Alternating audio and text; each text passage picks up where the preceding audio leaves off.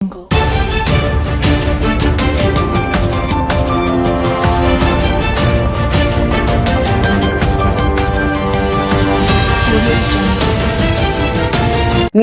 आज तक 24x7 news में आपका स्वागत है। मैं हूं आपके साथ निकिता श्रीवास्तव। आइए रुक करते हैं तमाम बड़ी खबरों का।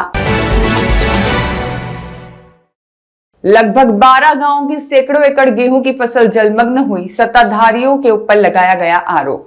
जबलपुर के एक निजी होटल में कांग्रेस के पदाधिकारी ने प्रेस वार्ता करते हुए बताया कि विगत कुछ दिन पहले बरगी बांध के समीप स्थित नहर टूटने से क्षेत्रीय ग्रामीणों को और फसलों को नुकसान हुआ। जबलपुर के एक निजी होटल में कांग्रेस के पदाधिकारी ने प्रेस वार्ता करते हुए बताया कि विगत कुछ दिन पहले बरगी बांध के समीप स्थित नहर टूटने से क्षेत्रीय ग्रामीणों को और फसलों को काफी नुकसान हुआ और यह भी बताया कि बरगी परियोजना की दाईं तट नहर अधिकारियों और कर्मचारियों की लापरवाही के कारण टूट गई, जिससे आसपास के लगभग 12 गांव के सैकड़ों एकड़ गेहूं की फसल जलमग्न होकर नष्ट हो गई।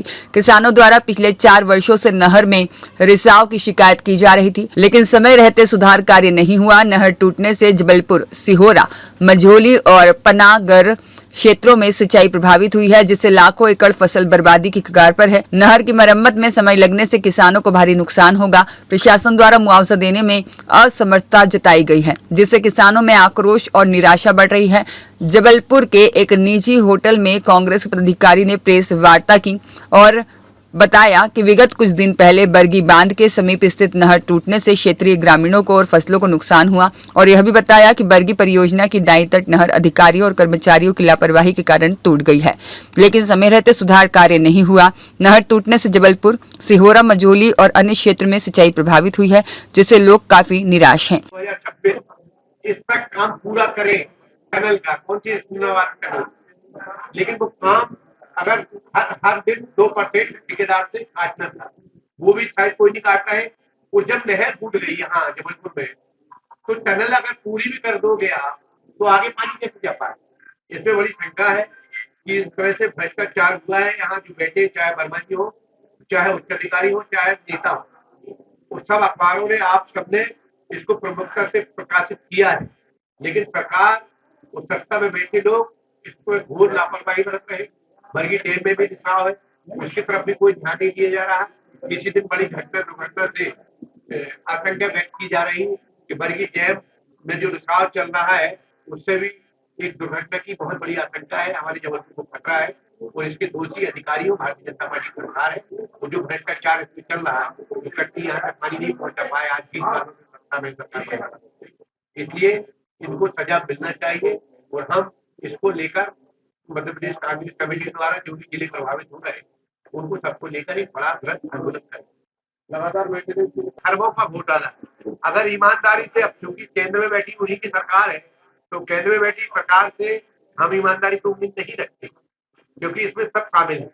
यहाँ का हिस्सा केंद्र सरकार तक जाता है, जो भ्रष्टाचार का पैसा है, वो मंत्री, उनके क्षेत्र विधायक, मंत्री, मुख्यमंत्री, प्रधानमंत्री, गृह मंत्री, सबके पास ये बराबर देखा जाता है।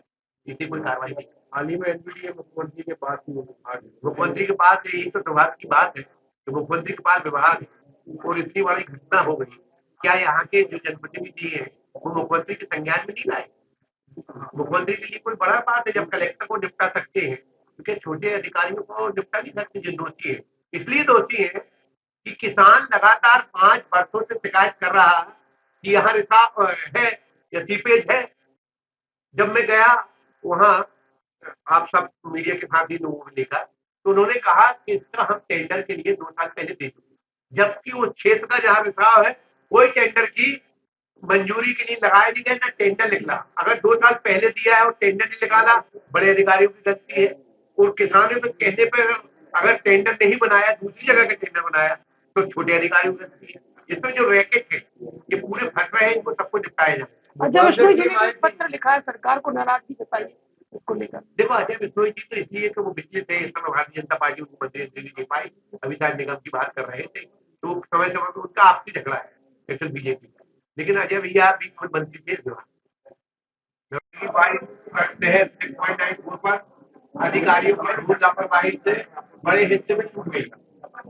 उसका एक तो अभी तक रिपेयरिंग हुई, कई किसानों की फसल बर्बाद हो गई है, जिनको मुआवजा भी नहीं मिला, और दोषी कर्मचारी अधिकारियों के ऊपर अभी तक विभाग ने कोई कार्रवाई नहीं की है। वो कार्रवाई तत्काल होना चाहिए और जो किसान प्रभावित हुए उनको मुआवजा मिलना चाहिए। वो भारी रिसाव के कारण आगे जिन किसानों को जो अभी सीजन की फसल में पानी नहीं दे पा रहे उनका सबकी जांच करना चाहिए कि चाहे यहाँ से लेके चौरा तक पानी जाता रहा। अब लेकिन ये टूटने के कारण चौरा तक पानी नहीं आ पाएगा, इसलिए अधिकारियों को निलंबित किया जाना चाहिए। दूसरा, जो एनपीडीए का हमारा डायवर्सन प्रोजेक्ट भ्रष्टाचार की बलि पड़ गया। कौन सा? जो कठिन तक, रीवा तक, सतना तक कैनाल के माध्यम से पीने का पानी और सिंचाई के साधन के लिए जाना था, वो भ्रष्टाचार की बलि चढ़ गया। इसमें अरबों का घोटाला हुआ है। जो इसका मकसद था कि लगभग 3.76 लाख हेक्टेयर खेती कमांड एरिया में सिंचाई करना और 78 मिलियन गैलन पानी कितनी मात्रा में घरेलू फैक्ट्रियों को सप्लाई करना, ये उद्देश्य था योजना का कि हम पीने का पानी और सिंचाई का साधन दोनों। लेकिन इसमें बात करें टनल है उसका निर्माण नहीं हो पाया। उसकी 2008 में वीरेंद्र सिंह की रिपोर्ट।